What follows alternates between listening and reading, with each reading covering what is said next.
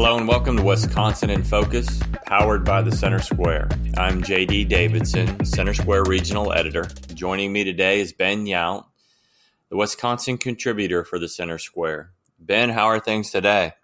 Well, I've gotten the cars dug out, the rest of everything that is outside, including the poor unfortunate Igloo cooler that didn't quite make it into the garage before our snowstorm last Friday. I think I'll probably see that come next April. It's buried under about 6 feet of snow right now. But, winter in Wisconsin. Yeah, that's one of those things. I lived in the South for a while that people down there don't really understand, that once winter gets here and the snow falls, it's here till April. Yeah, you will not see the bottom of certain parts of parking lots. I mean, we got almost 2 feet, which is a good size snow for us. But yeah, it then was sub-zero for 4 or 5 days. I mean, I think it's above zero today, and everyone's acting like it's a heat wave.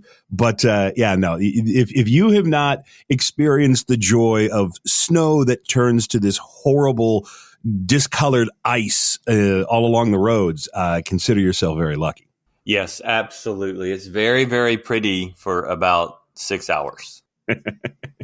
Well, we're recording this on Thursday, January 18th, 2024. And Ben, a new poll released this morning by Wisconsin Manufacturers and Commerce painted a pretty dark picture of how the state's employers feel about Wisconsin's economy. Can you walk us through those results? Yeah, it is exactly what you said, that the bosses in Wisconsin don't have a whole lot of faith in what the economy is going to be over the next 6 months. Just 22% of the people who make the hiring and firing decisions in this state think the economy is strong. Now, the good news is that only about 9% or so, 12%, think the economy is going down the tubes. So, the vast majority of bosses here in Wisconsin, some 70%, say we're doing okay. Those are far better numbers, by the way, than the national economy. Just 12% of Wisconsin bosses think that the national economy is doing well. And so this paints once again the sort of picture we've seen over the past 3 or 4 years, where in Wisconsin, okay, manufacturing heavy state, we make a lot of things. Our service sector has kind of come back from all of the COVID closures. And while a lot of bosses and company heads and CEOs think they'll be okay, when they look at the broader national economy, they're terrified about what interest rates and a potential recession and just the political upheaval of an election year mean.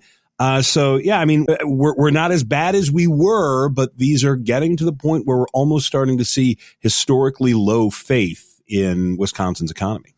What's interesting is I think it's the same story throughout the Midwest, where if you asked folks in Michigan and Ohio and Minnesota, their responses would probably be similar to Wisconsin. We're doing okay in our state. Our state's doing okay. I'm a little worried about the national perspective. I find that really interesting that the closer you get to home, the better. Not great, but the better things look. This is some of a phenomenon, and I don't know that we actually say it in the stories that we write at the Center Square, but this is a very sort of taxpayer-focused idea that the government that's closest to home is the government that you pay attention to the most, because that's the government that can impact your day the fastest. Sure, presidents can sign executive orders and snap their fingers and do things. It usually takes the Supreme Court of the United States years and years and years to finally get to a decision on big momentous issues. Congress doesn't really pass a bunch of legislation. I mean, we've been running the country on a continuing resolution for years now. But at the state capitol, you can get a tax increase or you can get a major policy change inside of 6 months. And here in Wisconsin, once the law is signed, it's the law. It's not like some states where you have this big July 1st, January 1st, new year, new law. No, as soon as the governor puts his signature on a piece of paper, that law takes effect. And so I think that there is the government that's closest to home, the economy that is closest to home, the reality that is closest to home is a lot more, it's a lot clearer and bosses have an understanding that they can kind of control some things here in Wisconsin. Nationally, they have no control. No one in Washington, D.C. is too worried about what's happening in Neenah.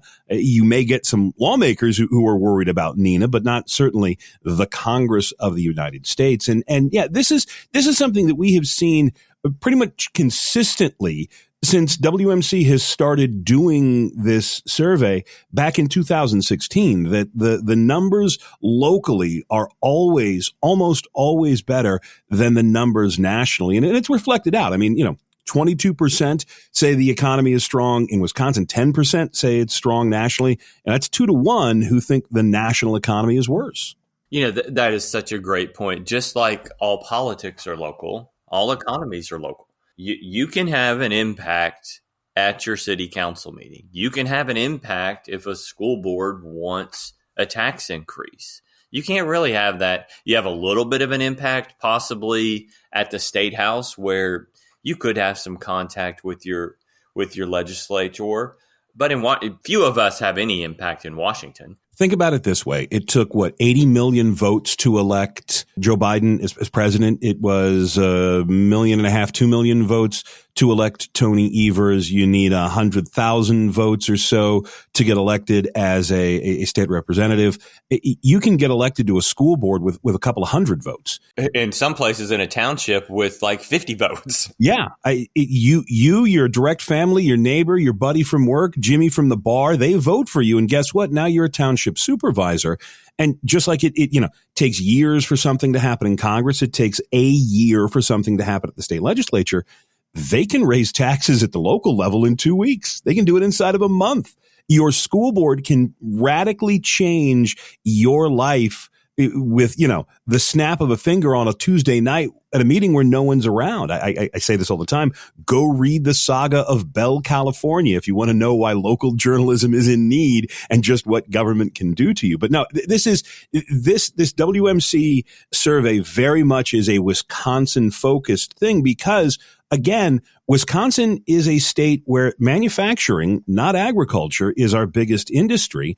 And you do have a split between the Milwaukee area, the Madison area, where there are a lot more office jobs, and the rest of the state where people make things. And so when you start talking, as they do in the survey, about worker shortages and wage increases, that means something different in the rest of the state than it does at an insurance company in Milwaukee or a healthcare company in Madison. It's very interesting, and I'd love to see this play out. I would love to see similar polls in states throughout the Midwest and even throughout the country. And I think that would give us a better sense of where Wisconsin falls in their thinking with their own economy. But that's all the time we have. Listeners can keep up with this story and more at thecentersquare.com. For Ben Yount, I'm JD Davidson. Thanks for listening, and please subscribe. Enjoying our podcast? Your reviews help other listeners find our show. Please leave us a review on Apple Podcast, Spotify, or wherever you listen.